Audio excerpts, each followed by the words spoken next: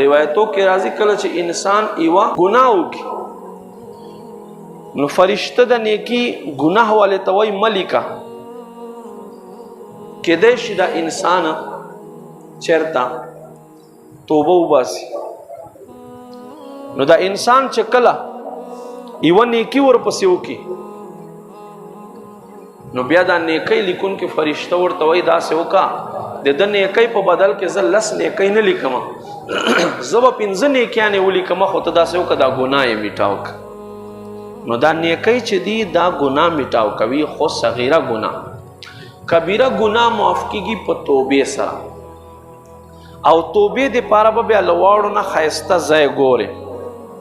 نو الله رب کریم مونږ ته توبې دپاره ښایسته ځای ښیلی دی الله فرمای ولو انهم اذ ظلموا انفسهم محبوب کچرته د تا دا امتیان زما دا بندگان په خپلو ځانونو باندې ظلم وکړي زیاتوب وکړي ګناه وکړي ګناه چې دی دا په ځان باندې ظلم کول دی زیاتوب په ځان باندې یو ځای زیاتی شی اړول دی هغه څه شی دی هغه عذاب دی نو ما عزتمندو الله فرمای امتیان خطاو کی گناہو کی نو جاؤ کا اے محبوبہ تا خواتا دے راشی مدینہ منورت تا خواتا دے راشی او صدیو کی مسجد نبوی شریف علی صاحب الصلاة والسلام کے دے توبہ باسی فاستغفر اللہ اللہ نہ دے توبہ غاڑی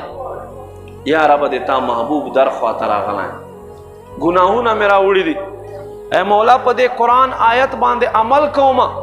تا حبیب خواتا راغلائے متما گناہ معاف کا اللہ فرمائی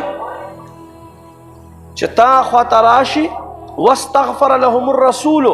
او رسول هم دوی دے پارا بخنا اغواری معافی اغواری تو فرمائی لوجد اللہ تواب الرحیم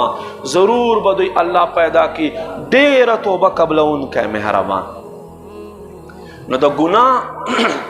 معاف کولو آسانه طریقه سے شاید اللہ محبوب خواتا ورتک دے بل آیت کہ اللہ فرمائی وَسَارِعُوا إِلَى مَغْفِرَةٍ وَجَنَّةٍ اے ایمان والو تاسو خپل بخنے او جنت تے پارا تادی کوئی تادی مطلب دا دے چھے ما محبوب خواتا مولانا نقی علی خان رحمت اللہ علیہ فرمائی دا دے دوارو آیتونو مطلب دا دے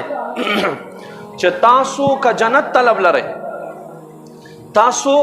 بخنا غوارے بیا تاسو زر تر زر اللہ محبوب تزان اور ورہ سوئے